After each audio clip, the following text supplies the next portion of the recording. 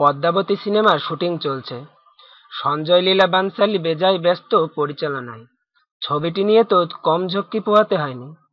স্টান্টম্যানের মৃত্যু, কর্ণী সেনার আক্রমণ, মহারাষ্ট্রের কোলাপুরে সেট ধ্বংস, বানসালির নিজের হেনস্থা হওয়া, কত কিছুই না ঘটল ছবিটি নিয়ে। এবার জোর কদমে চলছে শুটিং। স্বভাবতই বানসালি বেজায় তাগিদ দিচ্ছেন দ্রুত ছবি শেষ করতে। সেজন্য শুটিং শিডিউল একেবারেই টাইট। সেটে বসে কোনো গপ্পসপ্প নয়, একজনের কাজ শেষ তো আরেকজনেরটা শুরু। এমন এক ব্যস্ত দিনে কেবল শুটিং শেষ দীপিকা পাডুকোনের। ক্ষুধায় পেট চোঁ চোঁ করছে। শুটিংয়ের ধকল তো কম যায় না। সামনেই দেখতে পেলেন মজাদার খাবার। কি করা, চুপি চুপি সাবার করে দিলেন সব। খাবার ছিল পরিচালক বানসালির। এ বানানো গল্প নয়।